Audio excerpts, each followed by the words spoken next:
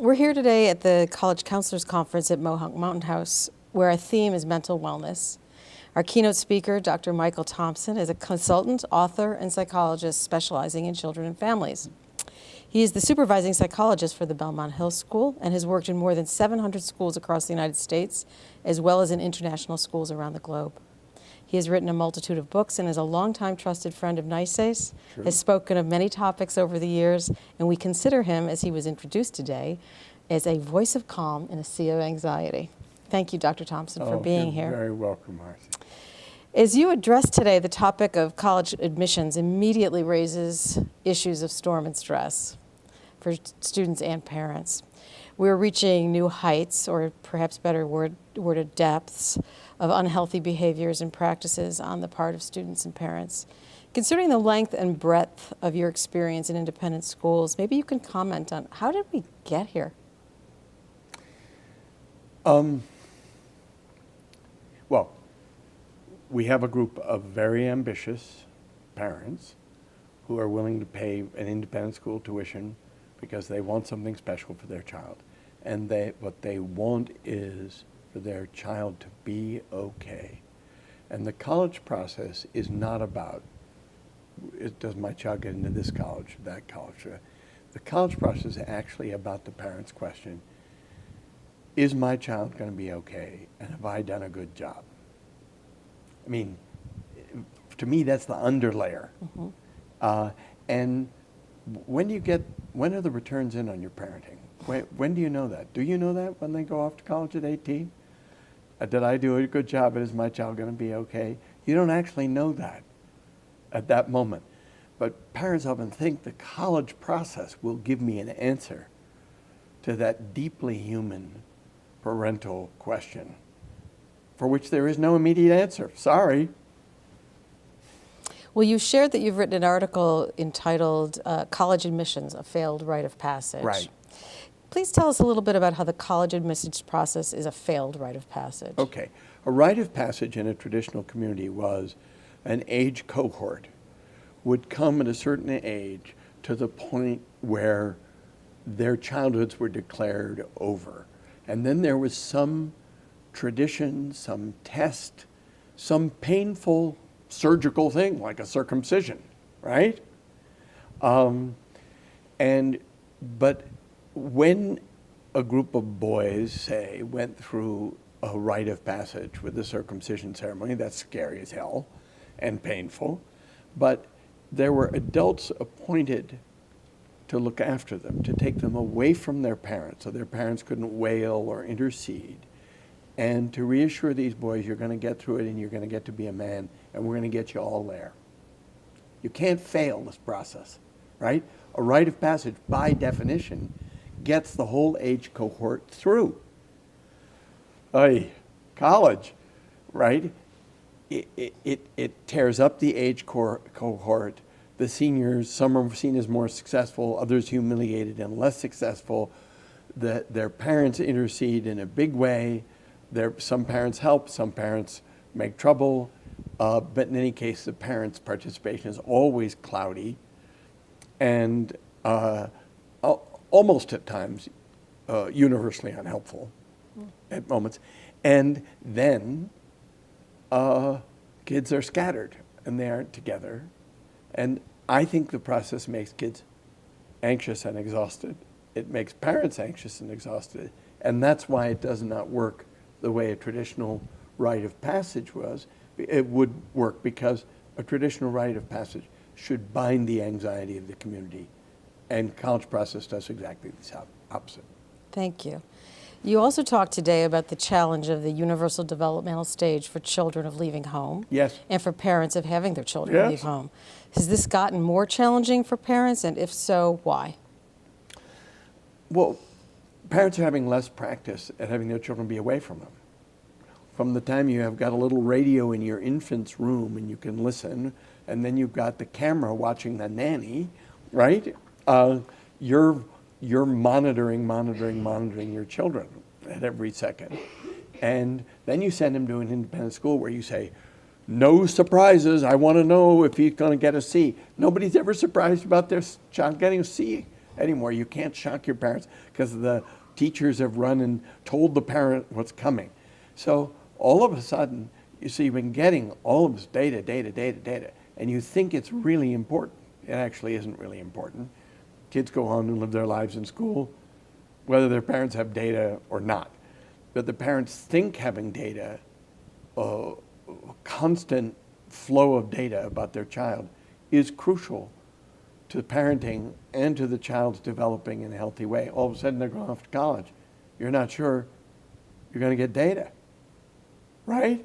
I had a mother who said to me in January, I was at a school in Tennessee, Nashville, Tennessee. She said, Dr. Thompson, my son's been admitted to college. I want to start talking to him about how many times a week he's going to call me. And I said, no, that's a bad conversation. That'll turn into a fight. She said, but I need to know how in contact he's going to be with me when he's in college. And I said, do you think he has any idea right now? And if you try and get him to sign on the dotted line, it's going to be a fight, and it's going to be a fight until he goes off to college. And it's January, and that's September, and that's 9 months of fighting. Don't do it.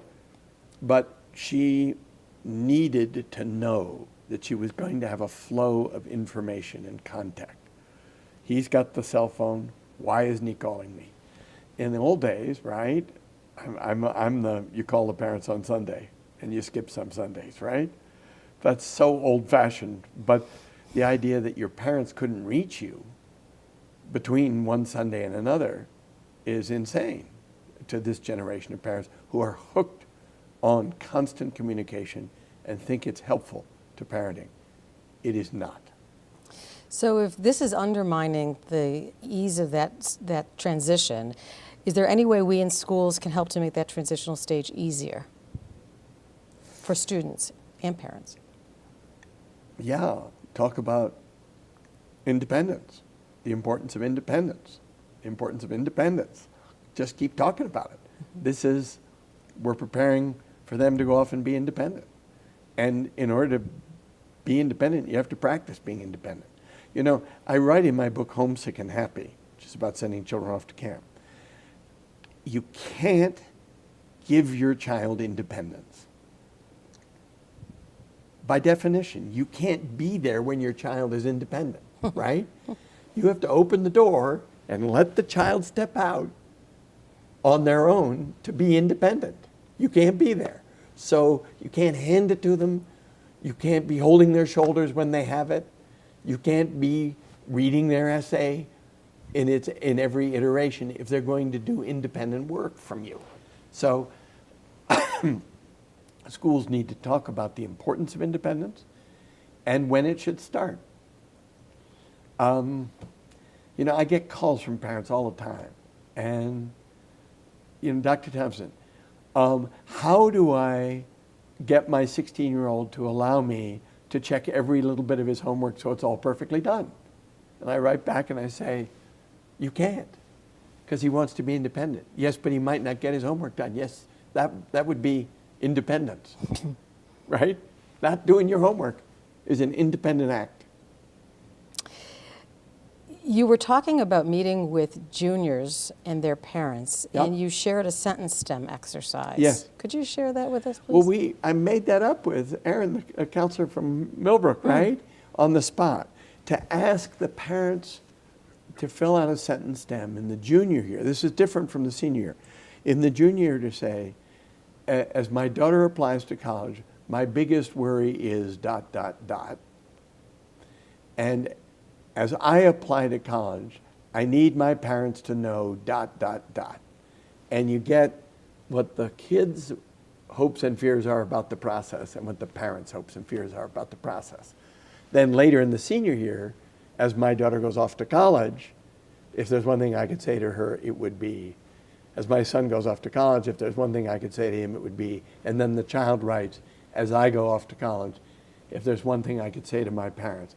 And that gives children a chance to say, I love you, and I'm grateful, and I'm on my own now, and trust me, right?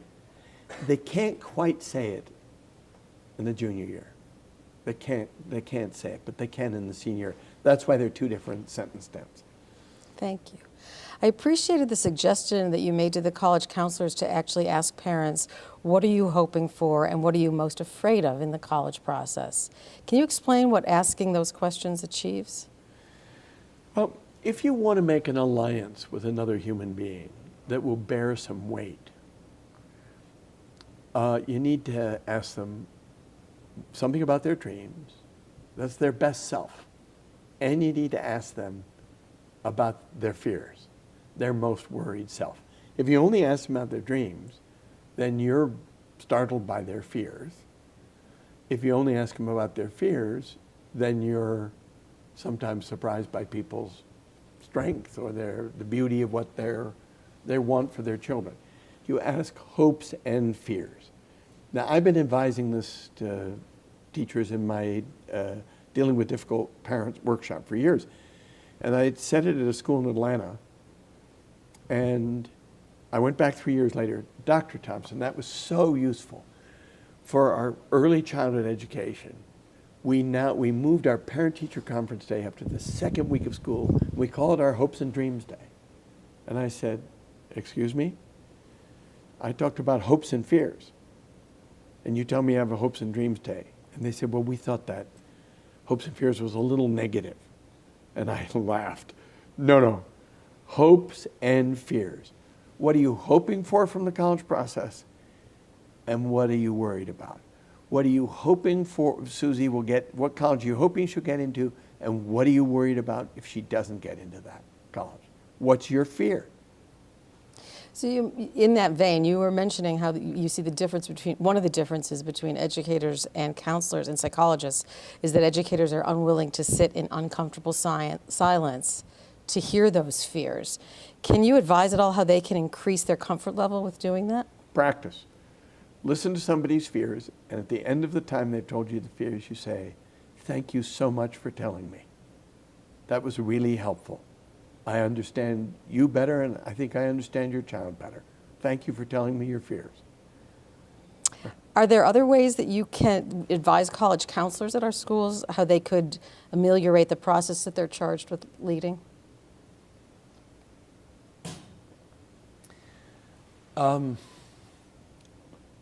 Yes. I think you have to address parental anxiety in so many words.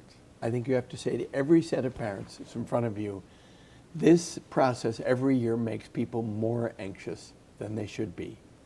My job is to try and keep you from getting as anxious as you might be inclined to get.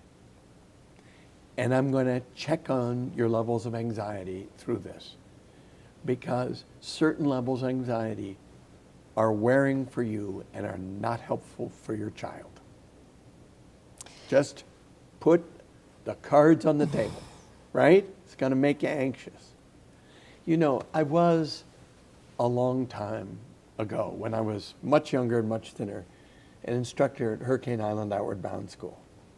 Then you take kids up on a granite face cliff and they're going to rappel down. Now, backing off a cliff, have you ever done this? When you back off a cliff on a rope, it makes you want to wet your pants. It's really scary. And they say, this is scary, it's going to make you scared, this is why we're doing it, and you will be fine. After you've been scared, we will get you all through this. That kind of directly addressing the fear, you won't all feel it the same way, you won't all be equally comfortable at the end, but we're going to get you all through it. And I would tell parents that you're going to be scared for your child and for yourself, and we're going to get you through it. So we've focused on fears, and I want to just finish by asking if you think there's anything else we in independent schools can do to stem the tide of competition, stress, and anxiety that's involved in this process. Well, we attract a pretty competitive crowd, right? I'm not sure there's anything to do that. What I want is to ask more detailed question, not do you want to get into elite college? I would like college counselors to say to parents, where would you like your child to be in her class in college? Want her to be in the top half of the class, the bottom half of the class in college, right? Now, I think that's a really good question. Because parents, and this is from somebody who graduated in the bottom 10% of his college, Harvard College. There has to be somebody in the bottom 10% of Harvard College, and I was in it.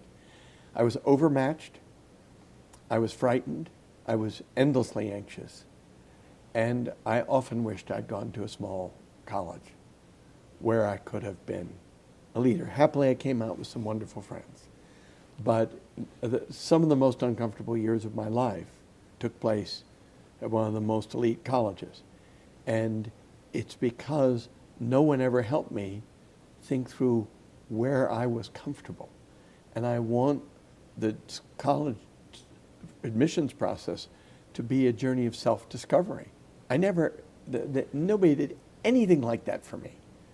And because I was capable of getting in, and because my father had gone, I was doomed to go, right?